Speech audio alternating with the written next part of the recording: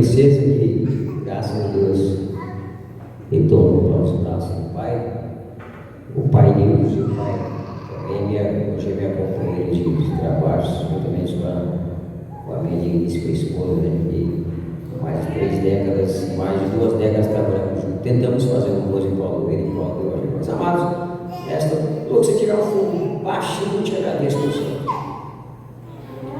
Meus irmãos, eu queria falar sobre o Getsemane, e nessa oportunidade, sendo bem sucinto, bem objetivo, mas eu gostaria de falar sobre 3 fases de aflições que permeiam a nossa vida, embasado justamente sobre esse título do Getsemane. O Getsemane nada mais é do que o lugar da prensa, onde se extrai a oliveira, onde Jesus passou, e por diversas das vezes ele esteve ali com os seus discípulos, embasado no caminho da oração. O Getsemane, nós bem sabemos que significa o lugar do azeite, Monte das Oliveiras, bem conhecido do bom leitor da Bíblia. E muitas das vezes, amado, nós não nos damos conta também que na nossa caminhada cristã, na nossa jornada cristocêntrica, não só Jesus, com os seus discípulos, que literalmente, fisicamente estiveram lá no Getsemane, no Monte das Oliveiras, mas nós, humanamente falando, muitas das vezes nós entramos no Getsemane sem perceber, sem essa percepção de que o Getsemane também, às vezes a gente olha para a Bíblia, parece que foi só Jesus com os seus 12 discípulos que foi lá no Getsemane, mas todos nós somos discípulos de Cristo. Amém? Tem discípulos de Cristo aí? Glória a Deus. E muitas das vezes passa-se despercebido de que ao longo da nossa caminhada, da nossa jornada, nós como discípulos de Cristo também entramos no Getsemane e muitas das vezes não nos damos conta do Getsemane que nós entramos em nossa vida. Eu gostaria justamente nessa noite de pensar em tentar pontuar 3 fases de aflições, 3 fases porque a aflição ela permeia todo mundo e muitas são as vezes em que nós entramos por entre o caminho do Getsemane, não entendemos que também estamos no Getsemane, passamos despercebido dessa situação e às vezes entramos pelo caminho da murmuração, pelo caminho da reclamação, pelo caminho contrário que Jesus tem para com os seus discípulos, porque Getsemane é justamente o lugar onde você vai orar, onde você vai buscar, onde você vai derramar como Jesus nos ensinou. Tanto isso é tão belo, tão verídico, que quando ele vai para o Getsemane, ele chama Pedro para ir com ele. Pedro chama os seus discípulos mais próximos, mais chegados, aleluia, para estar com ele, para ir no Getsemane, porque às vezes nós temos uma comitiva de pessoas muito grande, mas na hora da dor, na hora da prova, na hora do sofrimento, você vai bem entender que às vezes muitos não vão estar com você nessa hora, porque irmão, é bom quando a gente fala, irmão, vai ter um churrasco na minha casa, vai ter uma festa, meu querido, há inúmeras pessoas que vão para sua casa, mas quando você chega, irmão, estou numa prova, estou numa luta, são poucos os que vêm para você uma oração embasada no jejum, para que Deus possa dar vitória para com aquela vida e para com aquela alma. E Jesus aqui tinha 12, dentro dos 12 ele vai com 2 vai chegar, 2 mais próximos, e nós vamos ver que esses mesmos 2 que vão estar com ele lá, esse embate, que houve um embate muito grande aqui, porque não foi um sono comum na vida dos discípulos de Jesus, foi um sono sobrenatural, que pesou sobre os ombros dele, que nem eles sequer puderam ficar de pé, porque irmão, oração é guerra, é travada, meu filho. Para quem ora sabe o que eu estou falando, para quem entra pelo caminho da oração sabe o que eu estou falando. Você vai perceber que quando você entra na oração, algumas coisas começam a acontecer na sua vida e a gente não se dá conta de que entramos pelo caminho de Getsemane e que naquele momento está sendo uma batalha travada com as forças espirituais da maldade das regiões celestiais. Quem é que já entrou um dia para oração, o gato miou? Quem é que um dia já entrou para oração e alguma pedra já foi jogada no telhado? Quem é que um dia já entrou para oração e parece que você não está sozinho, tem alguma coisa tentando tirar a você e perturbar a sua vida para você não canalizar? Porque quando você entra no caminho da oração, alguém que já assistiu o Quarto de Guerra? Já assistiu? Se você não assistiu, eu te convido você a assistir o Quarto de Guerra, porque ela justamente é uma batalha que é uma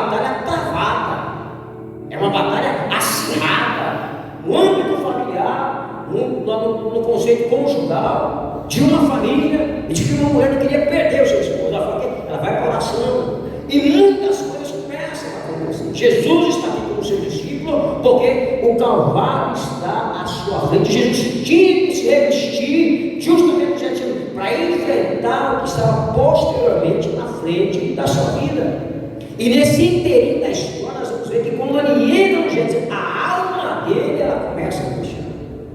A alma de Cristo ela começa a sentir medo, ela começa a sentir pavor do que estava o esperando, porque ele era Deus, 100% Deus, mas era também homem. Era homem. O que difere Cristo de nós é que Maria foi agraciada pelo Espírito Santo para conceber, gerar e dar luz. A essência de Cristo ela é divina, mas a natureza ela é humana, porque ele tomou forma como eu e como você, uma forma humana. Jesus chorou, Jesus sentiu alegria, Jesus trabalhou, forma humana, forma humana. E lá está Jesus no Getsemane, e a alma dele começa a angustiar-se, a alma dele começa a se entristecer, a tal ponto que o medo e o pavor começa a cercar a sua vida. E justamente, meus amados, eu quero dar um ponto parecido esse ponto aqui, que o primeiro ponto que nós sentimos nessa questão do Getsemane é justamente a dor do corpo físico. O corpo físico ele é bombardeado de aflições. E muitas das vezes as aflições que permeou a vida de Cristo, não só a vida de Cristo, quer ver só a vida de Jó. Jó pecou? Jó errou? Não. Homem íntegro, reto, temente a Deus e que se desviava do mal. Deus olha do alto ao céu, à terra e revela o nome. E é permitido alguma seca jogada na vida de Jó. E o que acontece com a vida de Jó? As suas perdas, perda dos filhos, perda dos bens, perda da saúde, perda dos amigos, mas não perdeu a fé em Deus. A aflição permeou e tomou conta da vida de Jó, mas ele não perdeu a fé em Deus. E nós, quando chega o dia mau, quando chega a aflição que aperta a nossa vida, o que é que nós fazemos? Vamos entrar no Getsemane para a oração, para que Deus possa bradar da vitória, ou vamos entrar pelo caminho da murmuração, da reclamação, ou pegar umas férias e se afastar da presença de Deus? O que é que nós vamos fazer quando a aflição permeia-nos a nossa vida? Jó é o exímio homem que a sua vida foi tomada em tamanha aflição, porque a aflição, meu amado, ela é uma pressão que se dá na minha vida, é uma angústia, é um posicionamento, um problema de dificuldade que sobrecarrega, é uma pressão muitas vezes maligna que sobrevém. Foi o que aconteceu na vida de Jó. Perdeu parcialmente quase que tudo e não perdeu nada. Aparentemente estava perdendo, mas literalmente não estava perdendo nada. Deus estava olhando para ele, vendo nele o potencial que existia no íntimo e profundo do seu coração. Diante da gama do problema, diante da gama da dificuldade, diante da gama da opressão que Jó enfrentou em a sua vida, ele ainda continuava crendo em Deus, que Deus haveria de reverter o quadro, mudar a sua história e dar a vitória para a vida dele. Quem sabe que muitas das vezes nós não somos exemplo disso, não. Se eu conseguir ajudar só no retorno um pouquinho mais, deixa mais baixo aí, tem vezes que não pode falar. Não tem ninguém. Isso é hora do mundo, isso é pensado. É como se o pastor Antônio Belém, o pastor Antônio, falou o pastor Antônio, se o homem for pequeno, não tiver tamanho, não tiver voz, aí acabou o homem. Aí acabou o homem. O seu pequeno, mas pelo menos não voz Deus. Mas também é muito trabalho de novo. Eu preguei muito nos becos, falados, não ligando naquelas casas de câmera, só não tem microfone, mas só não vou falar. Então hoje a voz ficou. E eu gosto da minha voz quando eu oro. Parece que a voz de Gilmar Santos. Eu estava com a voz uma pesada. A oração vai bem, é ruim. A gente passa a mais oração, é uma bênção. Um homem sendo provado no corpo. Já parou para pensar que muitas das vezes estamos isentos desse Getsemane, da provação e da prova do corpo? Eu dou um like para você, dou um start para você. Depressão, doença do cérebro. Médico cura depressão, tem remédio para depressão na farmácia. Foi comprado um remédio para depressão na farmácia algumas vezes. Você acha lá remédio para depressão? É na aula. Precisa passar por acompanhamento? Sim. Por que um dia já entrou, está no caminho de entrar para a depressão? Tem várias fontes para a pessoa entrar dentro desse caminho. Alguns problemas conjugais, alguns problemas familiares, isolamento. A pessoa prefere se isolar muitas das vezes, ficar preso no seu cantinho, no seu mundinho, achando que tudo acabou, que ninguém está olhando para ele. São setas jogadas no corpo, fases da aflição que já passamos no corpo, meu amado. E o que fazer quando essas coisas sobrevêm na nossa vida? Aí que entra a batalha, aí que entra o Getsemane, porque em meio campo de batalha, meu amado. Já viu lá, quem já assistiu aqui, lembra do Mike Tyson? Tinha até aquele lutador brasileiro, como é que é o nome dele? Alguém vai se lembrar aqui? Maguila. Esse lutador de boxe exemplifica muito bem para nós, porque você deve ser sempre com a guarda baixa ou levantada. A guarda tem que estar levantada. Se abaixar a guarda, nocaute. Vai para o chão. Assim é na luta e na prova, na aflição que eu e você podemos passar e enfrentar. É literalmente. Se deixar o problema tomar conta. Se deixar a vida aumenta. Se deixar a depressão tomar conta e levar você para o buraco. Se deixar a droga funda a vida das pessoas. Mas se tomar um posicionamento, levantar a guarda, falar, eu vou lutar, eu vou ganhar. No campo de batalha eu vou lutar, eu vou ganhar. Deus vai agradar e vai me dar, vai dar a vitória em nome de Jesus. Não abaixa a guarda. Não abaixa a guarda na aflição que você pode estar passando e enfrentando na sua vida. De repente a seta do corpo que você está passando e enfrentando. Agora você fala que você não está, sabe que eu estou passando e você quer ter a bagagem, a experiência que já tem até o dia de hoje, meu filho? Eu sei falar que é de depressão, opressão, luta espiritual, porque eu já vivenciei isso na vida, na prática da minha casa, do meu lar, na vida da minha esposa, na minha vida. Eu não sei falar de testemunho vendo dos outros, não. Eu sei falar do que eu já vi e do que Deus já bradou e nos deu vitória, como Ele tem para dar para você também.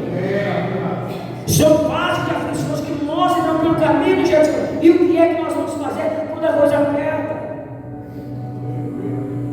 Eu mudei para cá em 2001. Minha filha que hoje tem 25 anos, faz 25 anos que eu estou aqui. Não consegui arrumar serviço lá no interior de São Paulo, capital nacional do ouro.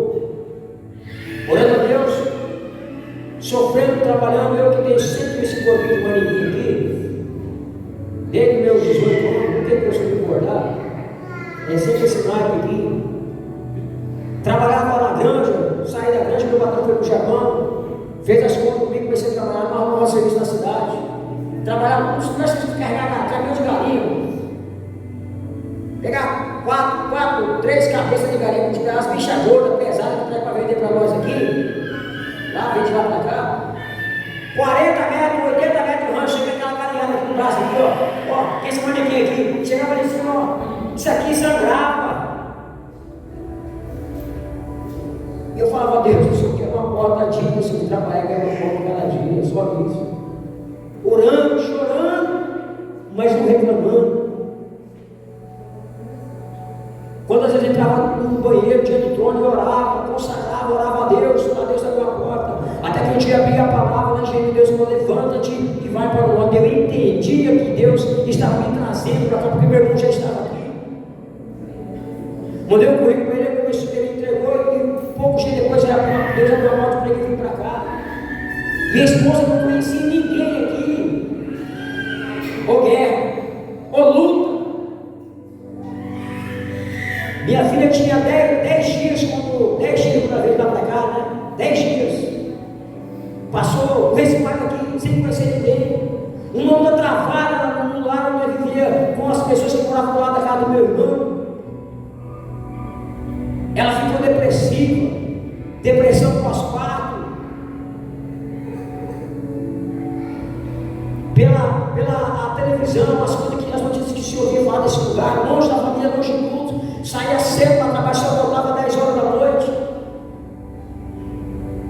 Ou luta, ou prova, ou aflição enfrentada. Ele foi levado a estado de loucura. Meu irmão falou para mim, eu internar meus filhos. Só que eu entendia que minha esposa não era doida, era uma aflição que Paulo estava experimentando na carne. E o que fazer? Todo bom cristão, todo servo de Deus sabe que tem um quartel-general para orar. A minha esposa não gosta do que eu falo, mas tem que se falar porque evidencia os milagres de Deus. Ela chegou ao ponto que ela não me reconhecia como marido. Tamanha perturbação, a aflição que permeou a vida dela no corpo, na íntegra. Teve um dia que o estado de loucura foi tão grande na vida dela, que ela saiu correndo de casa, foi em frente da igreja e começou a arrancar a roupa, ficando quase nua no meio da rua. Tiramos a roupa, cobrimos ela, levamos para a casa do presbítero. O presbítero irmão Léo chorando no final da noite Larissa. Levei ela para o médico, passei ela no médico, marcou para passar um ano depois psicólogo ou no psiquiatra. E eu falando, Deus, minha esposa está louca, minha esposa está doida, isso aqui é luta, isso aqui é guerra, isso aqui é prova. O que o bom servo de Deus vai fazer? Vai chorar, reclamar, murmurar ou vai orar? Diante da luta, da prova, da dificuldade, Deus não me ensinou o caminho da murmuração, Deus não me ensinou o caminho da reclamação, Deus me ensinou o jeito de Senhor, é o caminho da oração para ter a bênção de toda a nossa vida. Chegava 10 horas do trabalho. Eu falei, eu morro lutando, mas eu não entrego a minha família para o diabo. Convidei alguns amigos com ele. E a gente pegava das 11 à meia-noite, a 1 hora dentro da igreja. Eu tinha a chave da igreja, eu morava na rua da igreja. Eu pegava a chave da igreja e ia para a igreja orar. Falei, já não tem goleiro, agora o negócio vai se acabar mesmo, no caminho do jejum.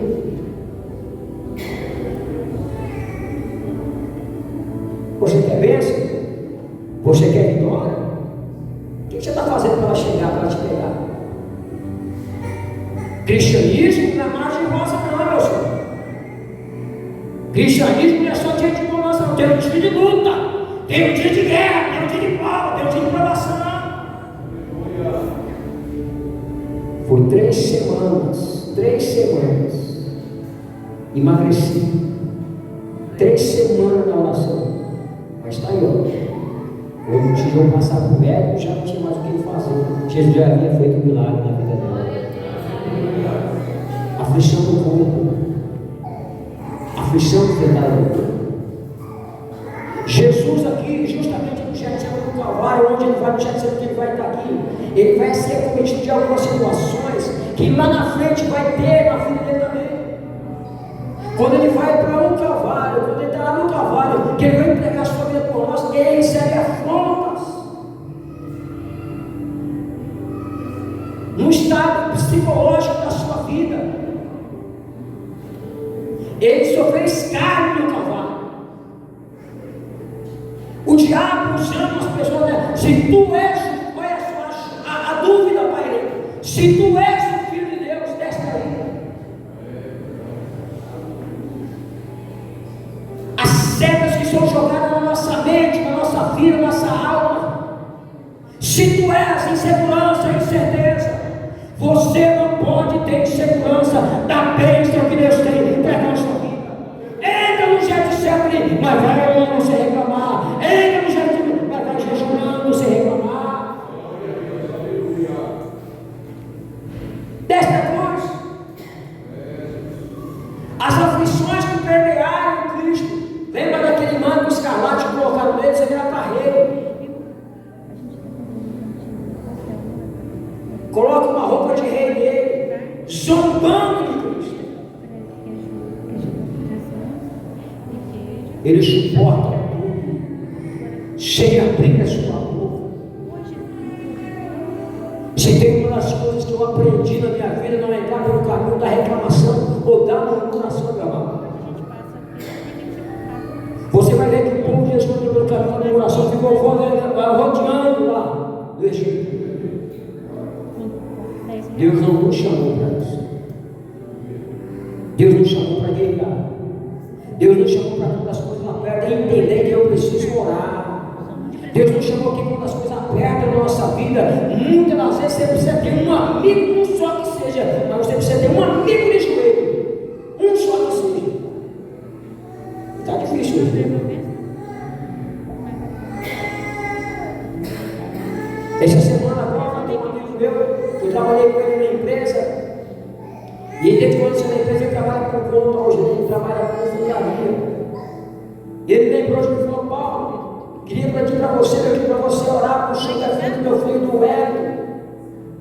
O Hélio achava que era cachaça, porque era jovem. A gente estava achando que era tentando tratar desse problema dele, e nada, Paulo. Levaram o menino para Paulínia, e Paulínia foi direto para o Unicamp. Sedaram o menino. A dor de cabeça não sumia da sua vida. E foi fazer o diagnóstico do Hélio. O Hélio tem um tumor na cabeça. Precisou ser sedado e entubado para poder depois ver o que ia fazer com ele. O que o menino fez, o que o meu amigo Anderson fez. Paulo, ora por mim. Paulo, ora pela vida do Hélio. Por quê? Porque ele sabe, irmão, Deus, as pessoas têm que olhar em nós e ver que nós temos um terno, uma gravata ou uma serra, que é ali para o nome de Deus, que tem uma mulher que ainda ora. Aleluia.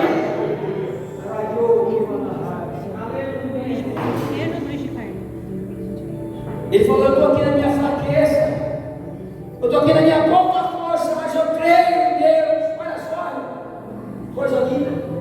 Comissiona a igreja para orar. Pede para os irmãos orar. Olha que coisa linda. Olha que uma coisa aberta. A pessoa lembra do caminho do Getsemane, que ele tem que entrar pelo caminho da oração. E o Hélio passou pela primeira fase. Consegui tirar a pressão que estava na cabeça dele. Foi sedado, vem se recuperando. Está passando alguns percalços, mas achei linda a atitude do pai. Eu, como servo de Deus, falei: vou comissionar a igreja e alguns amigos que eu sei que é do ano, que é da oração, para que Deus possa entrar com intervenção divina na área e na causa, meu amado irmão. Tem coisas na vida que é só Deus, é só eu e você. Tem coisas na vida que às vezes Deus prepara um Getsemane para a pessoa entrar, para ele aprender que Deus ainda agrada, que Deus ainda trabalha, que Deus ainda opera, meu amado irmão. Aleluia. Estava conversando com ele ainda hoje. Ele vai trazendo as notícias, algumas boas, outras ruins. Mas como é bom a gente saber que a gente entra por esse caminho aqui e a gente entende que é um processo que tem que se passar. E eu vou finalizando dizendo: porque muitas das vezes nós entramos no caminho do sofrimento, da tristeza, da amargura. Porque já muitas das vezes tem que se fazer parte da nossa caminhada cristã. O apóstolo Paulo expressou isso muito bem em Romanos. Que muitas das vezes nós não entendemos o porquê. O para que estamos ali. O porquê que entramos. Por que Deus permitiu que Daniel entrasse na cova dos leões?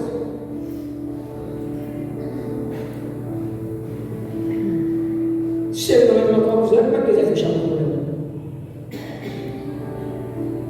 Se ele não entra na cova dos leões, como é que 4 anos depois você está na fornalha de fogo ardente com ele? Por que Deus permitiu Paulo ser da forma que foi conduzido, perseguido, maltratado, humilhado? Não teríamos a cidade que nós temos hoje. Por que Deus permite nós entrarmos pelo caminho da aflição? Para aprendermos lições. É muito fácil a gente hoje tem uma gama de pregador. Nada contra teologia, tem que se estudar. Mas você sabe contar a história dos outros.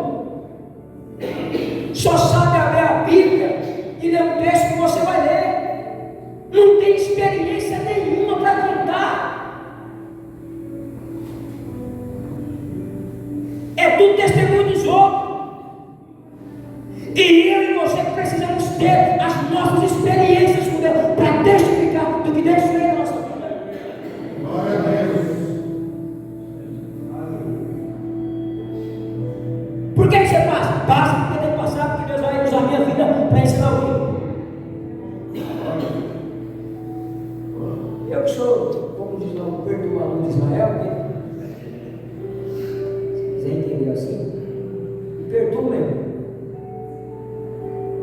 E eu já falei comigo, só para matando, só morrer. No meu velório, pode colocar no meu velório, quando fechar o meu partido, pode colocar o voz por toda a minha vida e deixa ele tocar. Deixa ele tocar, perdoa o povo. Eu sei quando eu quero ir. Eu sei quem eu confio. Só para matando. Fiquei 2020, 2021, 2022 por aí. Estado depressivo. Trabalhei na metalúrgica quase 10 anos, 90. Saí de lá com problema de audição. Fui me tratar no médico. Passei para o médico, fiz todos os exames de audiometria. E um barulho ensurdecedor na cabeça. Não conseguia dormir. Difícil o sono pegar. O miserável, o abençoado médico, vou falar o contrário, passou os remédios para tomar. Irmão, eu não tenho ansiedade, eu não tenho depressão, eu não tenho frescura, eu não tenho nada disso. No meu caso, eu não tinha, não tenho. Ansiedade, não. Depressão, não. Eu sou uma pessoa espontânea, eu gosto de levar a vida na esportiva, brincar, sorrir, dar risada. O médico passou Rivotril. Alguém já tomou esse remédio aqui? Rivotril? Ele é o remédio do cano.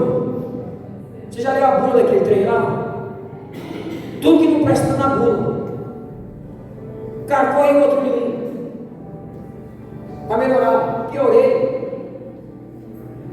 E o remédio não é que eu tomar essa, não é de nada. Porque como você está com dor de cabeça, toma lá um Dorflex, automaticamente sana a dor, não sana. O remédio não fazia efeito nenhum. E fiquei ruim. Sabe aquela sensação, aquela sensação de pavor, de medo, de algo ruim? É o que eu sentia. Fiquei depressivo. Sabe, a alegria sumiu de mim, a alegria foi embora. A alegria foi embora. Eu lembro que eu tomei uma pancada do pastor Benedito que tinha lá na igreja. E teve um dia das mães. E o dia das mães a gente fez uma brincadeira na casa da minha filha lá, com a familiar deles lá. Como minha mãe gosta muito do Roberto Carlos lá, eu te amo, né? Eu fui inventar de fazer uma paródia lá, cantar. Mas apanhei. Como é que pode? O obreiro da Assembleia de Deus, eu entendo. Presbítero da igreja, fazer um trabalho com o pastor. Tá certinho? Mas eu prefiro eu assim do que quando eu estava doente lá. A alegria foi embora, sem razão de viver, não fazia sentido. É o que a doença faz com as pessoas. Fiquei um bom tempo assim, tomando remédio, acompanhamento médico, nada. Entrei até naquela máquina lá, faz ultrassonografia computadorizada da cabeça, e não deu nada, não achou nada.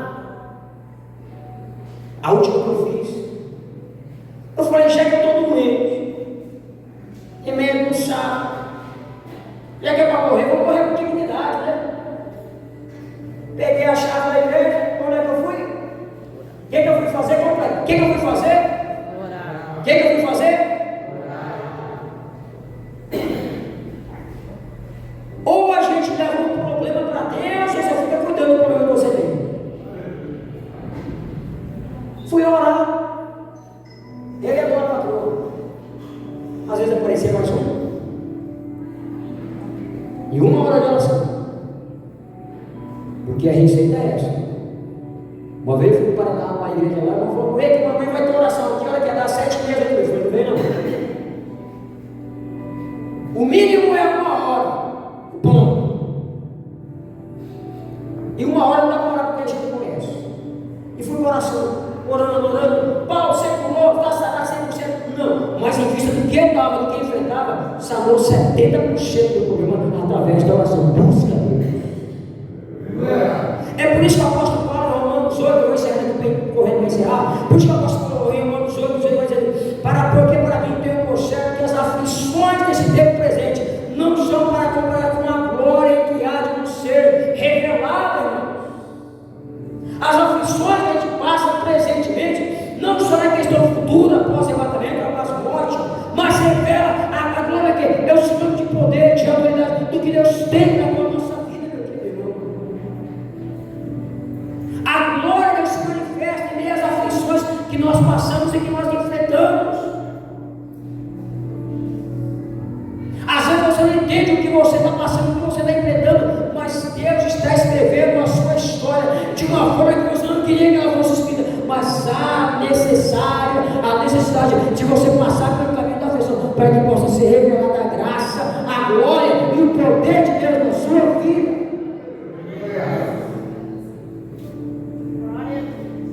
Eu vou te falar, dói, viu? Dói, viu? Ser afligido dói. Mas Deus tem livramento.